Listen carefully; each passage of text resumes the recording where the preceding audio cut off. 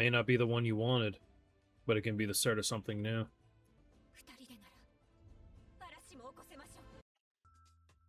Damn! Oh my god. The way this show has evolved past a simple take of revenge into such a complicated storm of revenge that is bigger than just, I'm gonna kill this singular person. The two of them together might be able to topple the Mongolian army. That's crazy. This might be my favorite episode I've seen this anime season, which is saying a lot. There's been some banger of episodes. But episode 6 of Which Mongolia? This scene alone, let the two of us summon a storm. Either one of these characters could have been the lead character, and the fact that we're in a situation where they both are going to lead the story together, revenge has never been better. Now make sure you do me a solid. Leave a like on this video, show your support, subscribe and ring that bell if you haven't already, but Patreon, we do have full live reactions to every single episode and more. If you hype the video on the YouTube mobile app, also does push it to more people and does help this do better. Didn't talk about it last week, was a good episode, but this one, this is the episode. Torjine, I've been waiting to see what they would do with her ever since I saw the poster. The way they have handled the culture of all sides of this show, I feel like has been done so tastefully. And one of the biggest praises I can give this series is the spiritual nature of the show. As a non-spiritual, as a non-religious person, right? I can watch anything. I don't watch shows that just fit my own moral compass or just fit my own personal beliefs. If I did that, I'd be missing out on most good stories.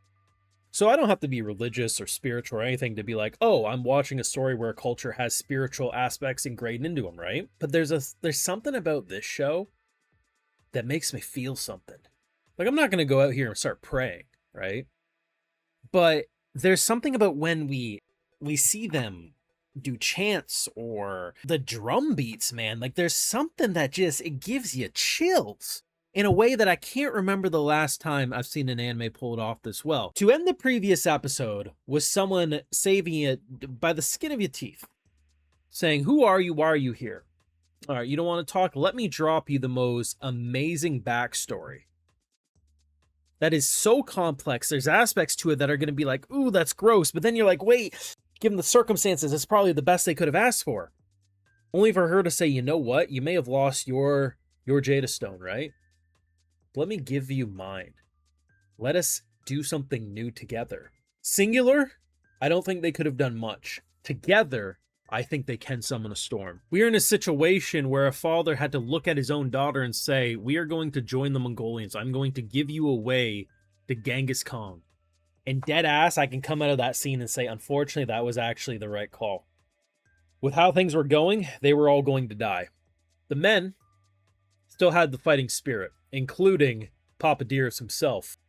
But the fact that he said, you know what, we're at a point after nearly losing everything, we have no choice but to do this. He basically misled both sides.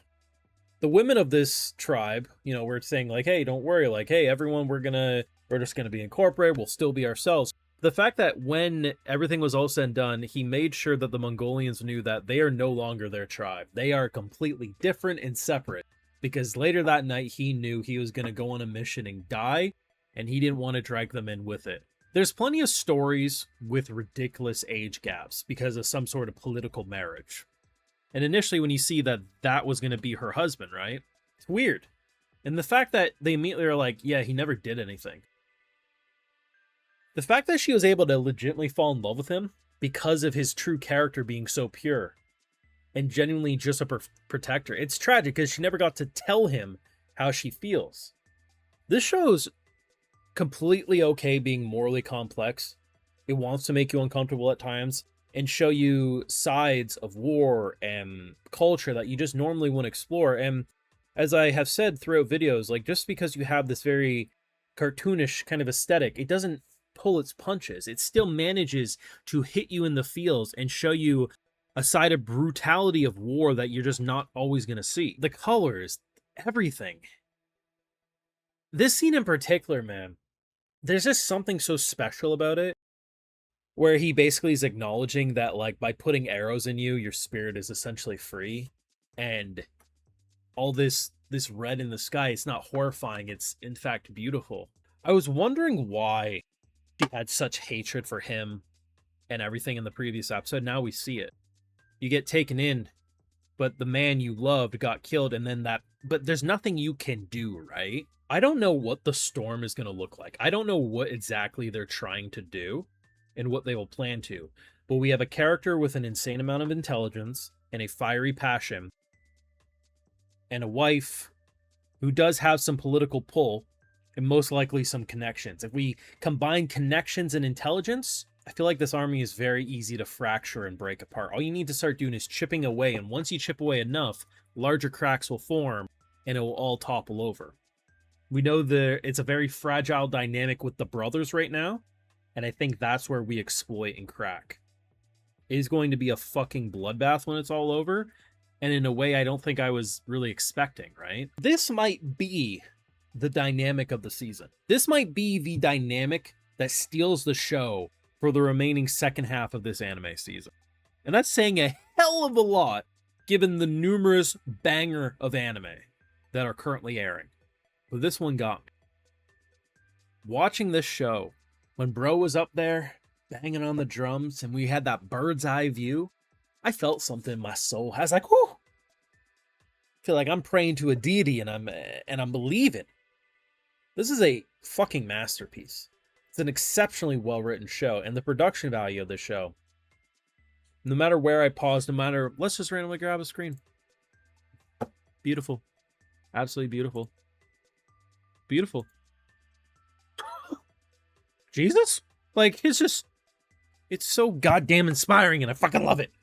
Oh, I love this show, man. This is such a compelling series that if you gave me 100 episodes, it would be binged so freaking fast. I mean, what are people feeling about this? I gotta know. Because I'm sure people are gonna really like this episode, but am I the odd one out? Is this dynamic between these two not one of the, like, even if it's not your overall favorite dynamic, you have to admit, like, it's gotta be one of the best, right? Like, I'm not that out of touch with the general consensus of the anime community, right? I don't know.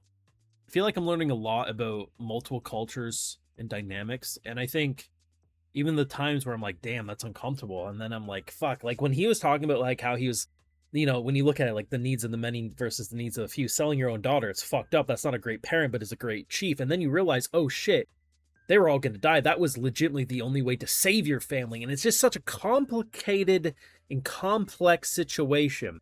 And the fact that they're not afraid to be complex and make you uncomfortable is why this show stands out. But please let me know what you've been thinking of this show. I think episode 6 is the standout episode of Witch in Mongolia. But your thoughts, leave a like, share, support, subscribe, ring that bell, and yes, Patreon. We do have the full live reactions over there. And hey, if you're already over on my Patreon, I'll also give you a video shout out because my patrons are what fund this YouTube channel. So today we got original name here: Sheep Reaper, Cody Tiffany, Joseph Shirley, Ethan05, Soken the Lurker, C, Dennis Jansen, and we also have Groundvert. So I appreciate the support, everyone. Please take care, and y'all have a good one.